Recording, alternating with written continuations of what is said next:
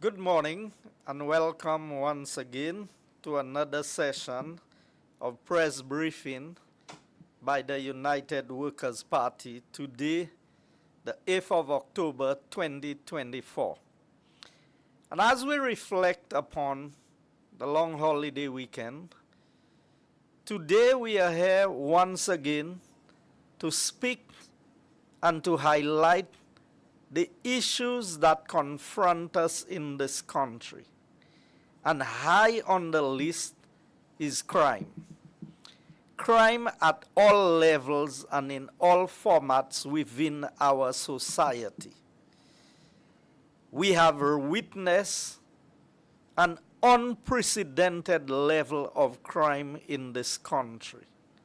And as I heard the stats from Matnik, that our neighboring French territory is up in arms with only 19 murders for a population that is more than doubled the population of St. Lucia. And in St. Lucia, we are way past the 60 mark for this year. We have heard from the Prime Minister that he is not a police officer. We knew the Prime Minister was not a police officer when he ran for elective politics. He did not run to be president of the Police Welfare Association. He did not run to be commissioner of police or an inspector. So, Mr. Prime Minister, we are fully aware that you are not a police officer. But St. Lucia is blessed to have well over 1,000 police officers. Are you telling me that because you are not a police officer, that the 1,000+ police officers in St. Lucia, with the right policy direction from your government, cannot do the right thing for this country? Well, since you said, Mr. Prime Minister, you were not a police officer, or you are not, I will call a former inspector of police, well known in the circles of policing, to give his perspective and his view on the present situation. And I know that he brings a wealth of experience to the discussion on crime. And I'm proud to present former Inspector Chico to address you on the issues pertaining to crime.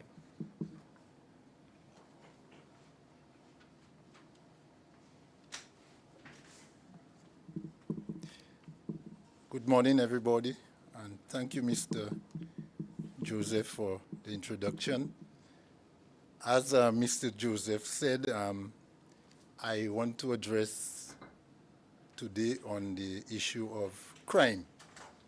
And I am doing so from a background of crime fighting, having spent well over 45 and a half years in the police service.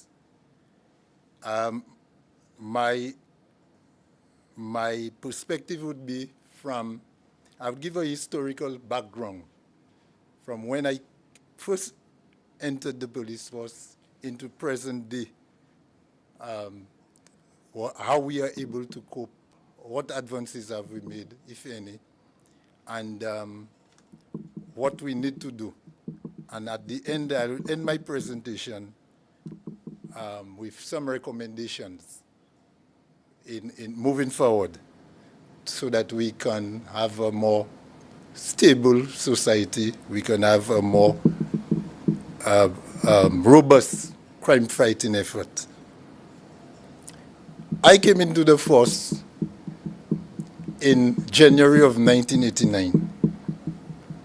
I was recruited in a batch of 60 police officers, and half of us were sent to the Regional Police Training Center in Barbados, while the other half was trained here at Police Training Center at Latoc.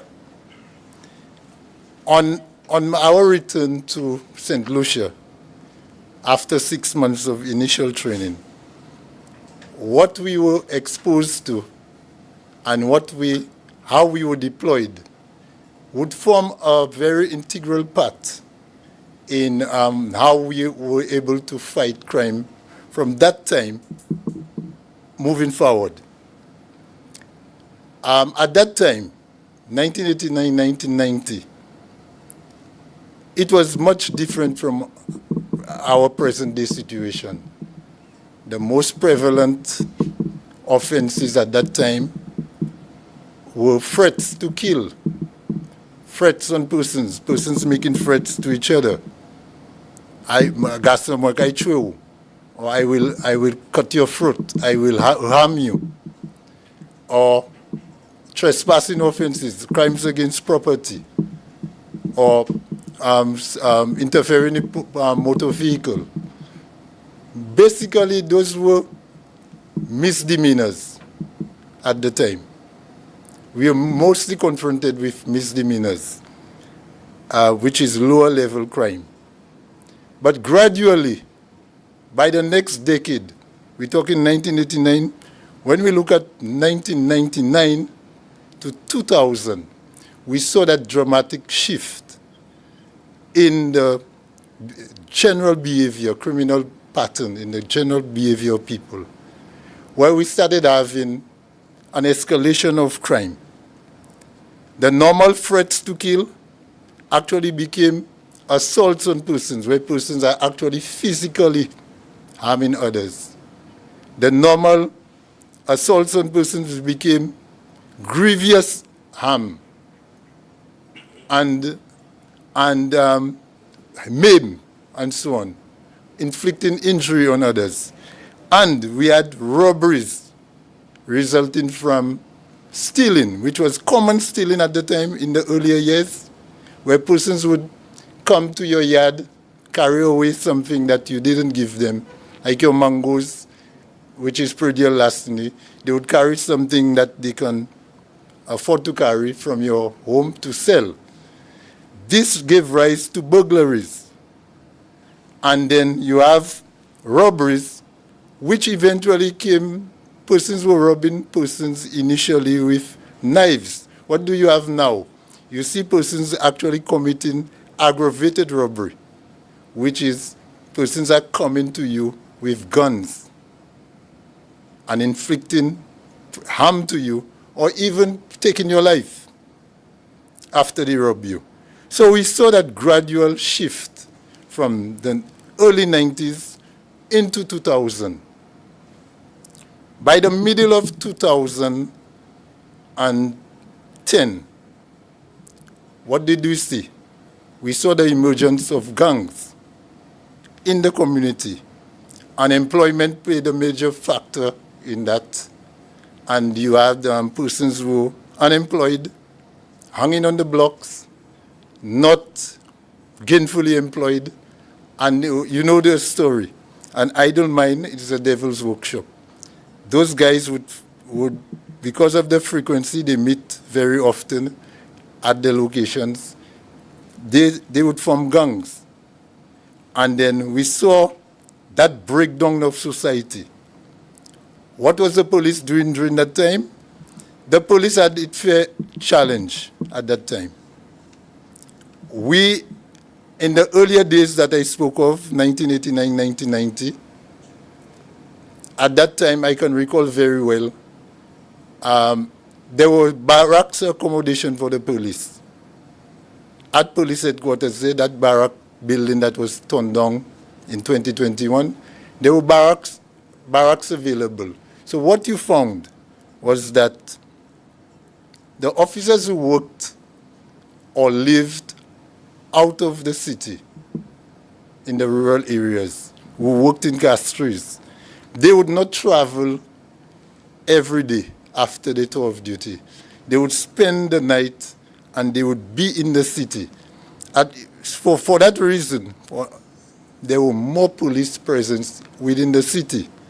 You would well expect that, anticipate that, because of the presence of the police at nights in the city, the city was more policed.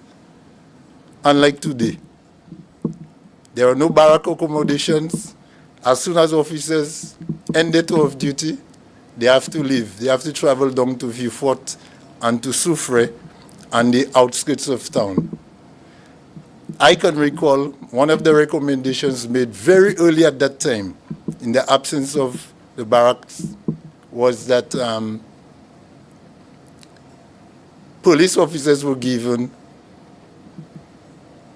duty-free on vehicles. It did not come at the time it was first proposed, but I recall, and Mr. Joseph would remember, that was one of the proposals we brought very early to the United Workers' Party administration, and after 2016, and that was approved. Not only was it approved for police officers, but it was given broadly to public servants. So you had the issue of police officers who were engaged in arresting persons or confronting persons who are minibus drivers. Let us say minibus drivers for the purpose of the discussion. But after the tour of duty, they would rely on those same minibus drivers to take them to their homes on the outskirts or down in the rural areas. This couldn't work. And a lot of officers were being compromised because of that. And I think that was a timely intervention by the government at the time to produce or to provide duty-free concessions on vehicles for police or for public servants. This was a timely intervention. So moving on to early 2020, what did we see happening? The formation of those gangs with unemployed youth started creating havoc in certain, especially the city areas and the suburbs of Castries, which to date has the greater levels, experienced the greater levels of crime. Castries region is reported to have 16% of the homicides. Grosley, not surprisingly, Grosley is not very far. Grosley has 14%. We're now hearing that areas like Dennery and Babuno, which were normally peaceful areas, starting to feature on the crime homicide stats, with 3% and 6% in the case of Dennery. We've had double more homicides in places like Dennery. Even Sozel, quite recently, a place where you hardly hear crime wasn't much of an issue. We are starting to hear crime, and violent crime at that, in areas like Sozel. What did the police do at that time? There were many interventions brought on jointly by police and the government per se. And we can remember the gun amnesty. Gun amnesty came in where persons were rewarded when they bring in a gun. There were mixed views on that because some reports indicate that persons were bringing guns, non-functioning guns, getting paid for it, and then they're going to buy more sophisticated guns. So that one was not repeated. That process was not repeated. We had Operation Restore Peace, and this one came about 1997, 98. I believe it was under the Kenny Anthony administration. And then there was very little success during that time. Following that, we had United Against Crime, which came about 2010, 2011. And you know, after that operation, one of the main operations we have had towards suppressing crime was Operation Restore Confidence in 2011, 2012. This to date remains as one of the most inhibiting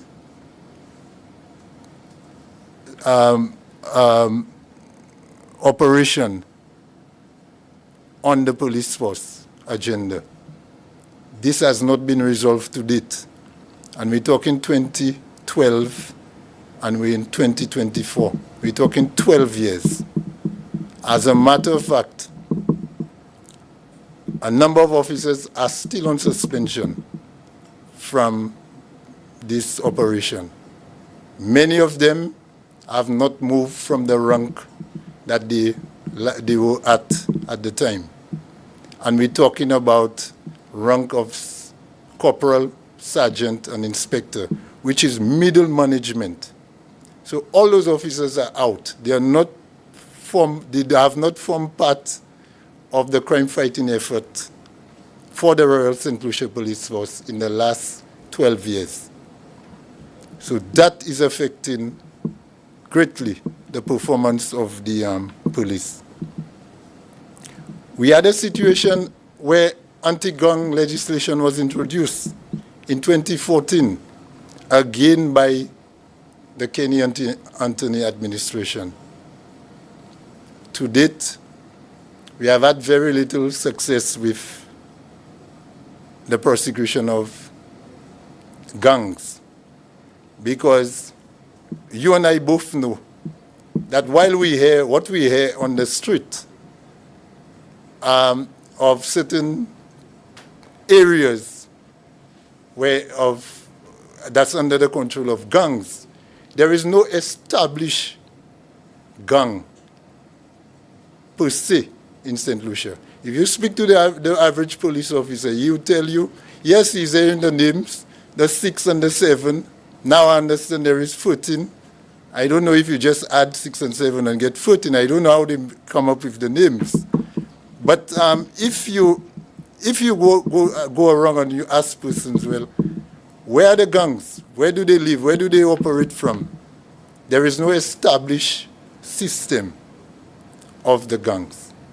But we know that occasionally you there, after an incident, you there persons blaming gang-on-gang violence.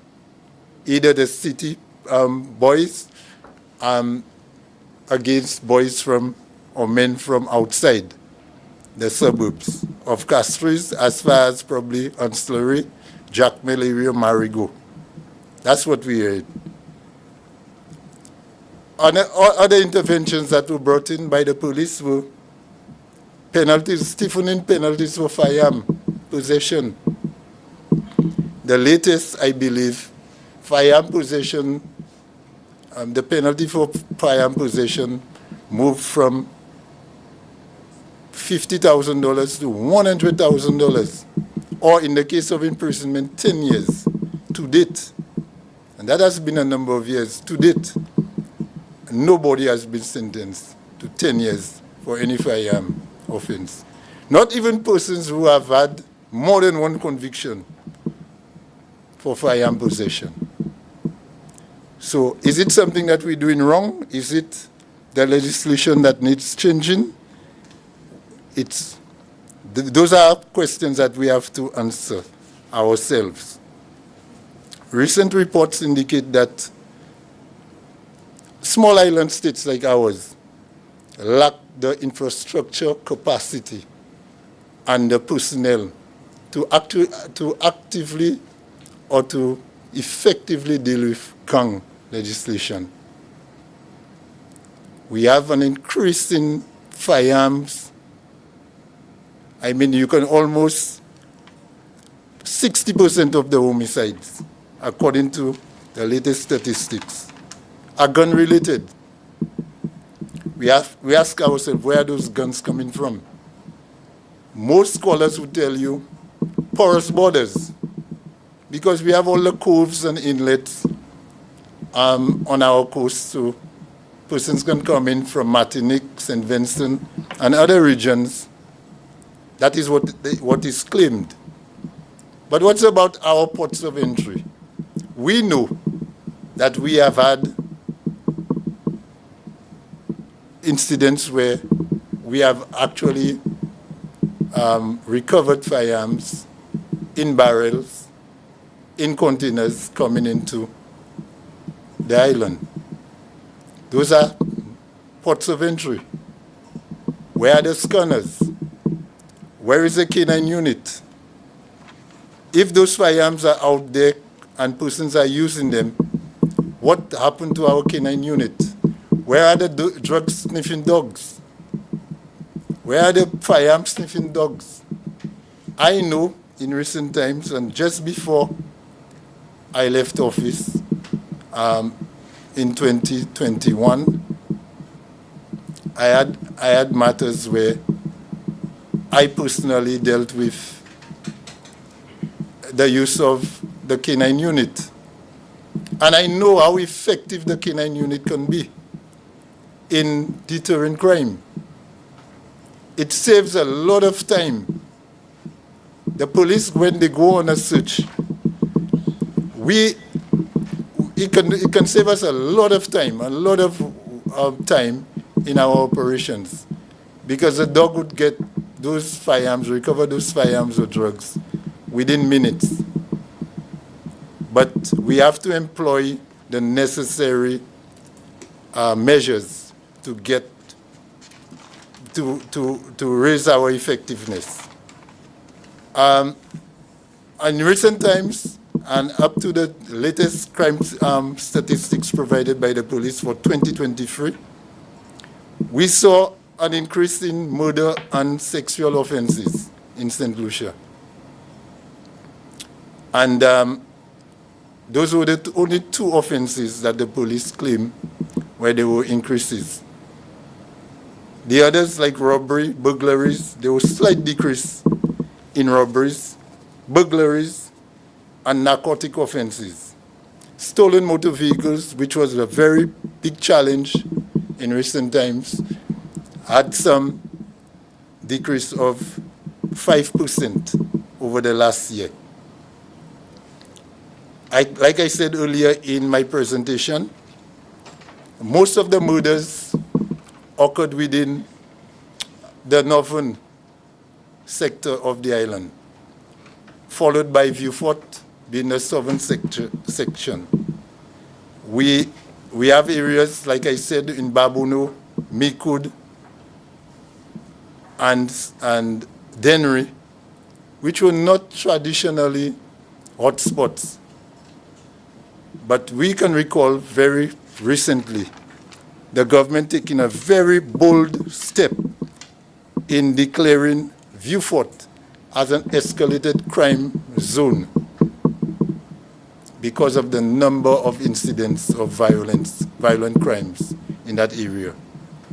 What has happened lately, according to our information, because of the heavy presence of the police over a protracted period in Vieux-Fort, a number of persons, criminals, have fled to the other areas, resulting in areas like Babono, Grosili, Sozel, Dennery, having incidents of gun violence, which they never had before.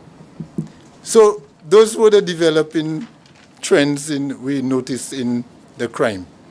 And it takes a concerted effort, a collaboration among all parties to bring that crime plague under control, because it is a plague. The Prime Minister called it a pandemic, and it truly is a pandemic. We have to put all forces together to ensure that we reduce crime for the betterment of everybody and all citizens. I thank you.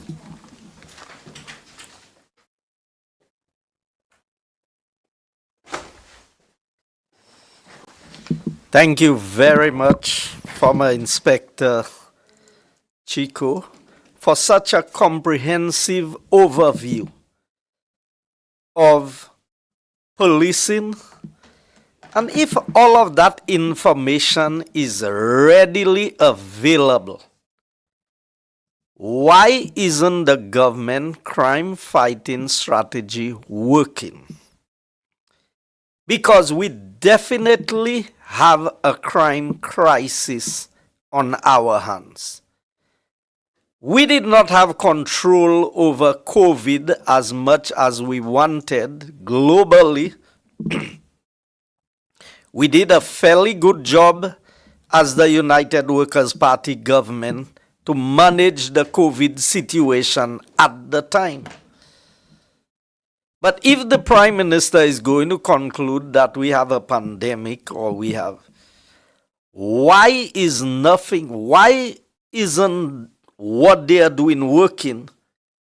So let me highlight a few pointers, because I think former inspector gave us a comprehensive overview and the progression of what moved from petty crime to major criminal activity in this country. And the trends were visible. And you would recall that if we go back from 1997 to 2024, where we are now, the majority of time in government has been the St. Lucia Labour Party, with the UWP serving only 2 terms from 1997 to now.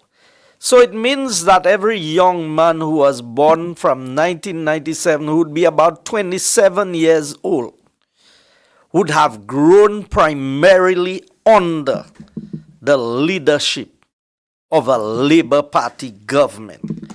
So let's put a few things in perspective. The government needs a change of approach. And we cannot at a press briefing give all of the details.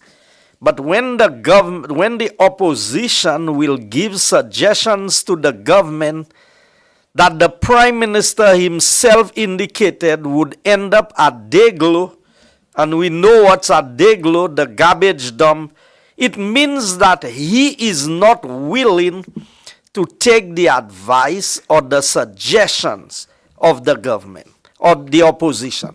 Now, if you don't want somebody's advice, if you don't want to consider what they are saying, it means that you must have your own solution. So, I call on the need for a change in approach, because what you have done, Mr. Prime Minister, have not worked. And you are directly responsible as Minister of National Security. Let me highlight a couple other areas. Mr. Jeremiah Norbert, who has been given the task of crime prevention, left the police force as a constable. Now we know our society, everybody knows everybody. So because a man was a police officer would mean that he is now qualified. He is now qualified to be in charge of the police, to be the one to direct the police. So here was a junior officer in the police force now having to direct the entire police force. Because somebody is a medical doctor does not make them a good hospital administrator or minister of health. And because somebody was a police officer does not mean that they are the best qualified to be the head of a ministry. Because since you have made the changes, Mr. Prime Minister, the situation has only gotten worse. I also need to highlight that if you continue to do the same thing that is not working, then something is wrong with you. Now, this country is operating as if we have a curse upon the country. And I said this without fear of criticism. And let me highlight. It is as if this country is under a curse of this SLP administration. And let me give you an example. You took a man who attacked a church and you made him the Minister of Ecclesiastical Affairs. Now we all know that the places of worship in this country, they are sacred. And don't think you can disrespect the place where God is worshipped as a country and as a government, and we are not going to pay a price for it. It is this same Labour government who expunged the records of people who broke the law during the COVID pandemic. This is the same Labour government who destroyed the banana industry with a lot of violence, of burning down banana sheds, of chopping down farmers' plantations. A lot has happened in this country. And maybe our young people, it is the same Labour government that caused Plywood City.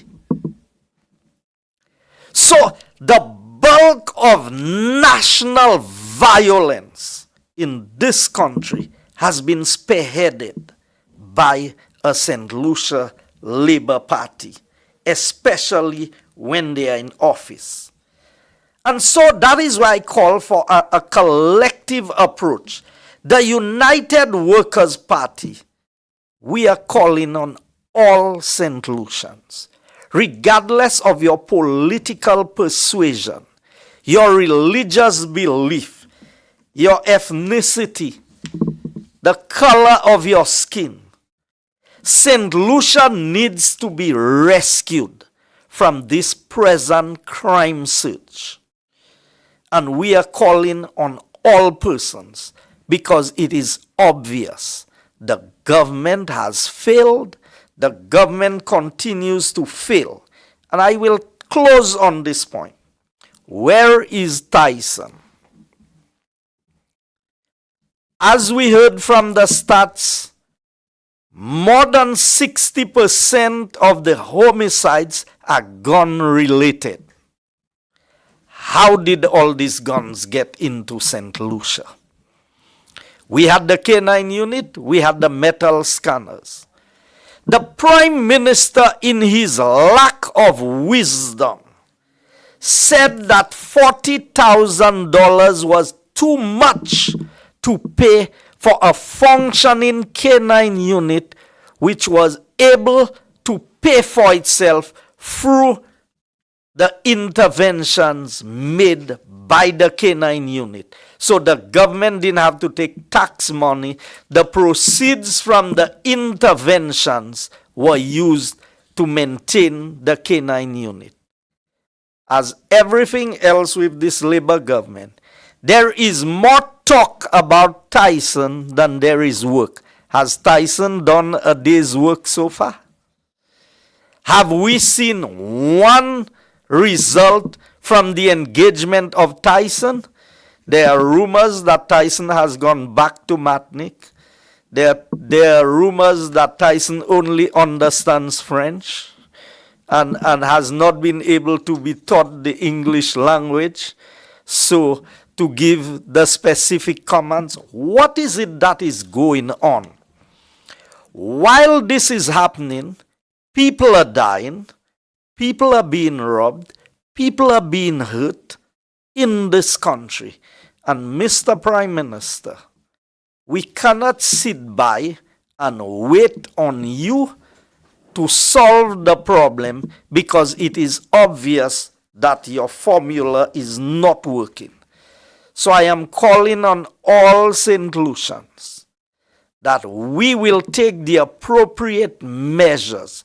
I am calling on the churches because today our value system is determined by social media rather than by good moral values. And so I am calling on all concerned. Let us do our part in our community and let us collectively join our voices to say to the government, what you are doing is not working and you need to make way for people who can address the crime problem to do so. I thank you. This has been another edition of the briefing room with the United Workers' Party. And we trust that the information that you have received, you would recognize as a St. Lucian. You too must play your part to save our country. St. Lucia needs to be saved from this crime crisis. I thank you.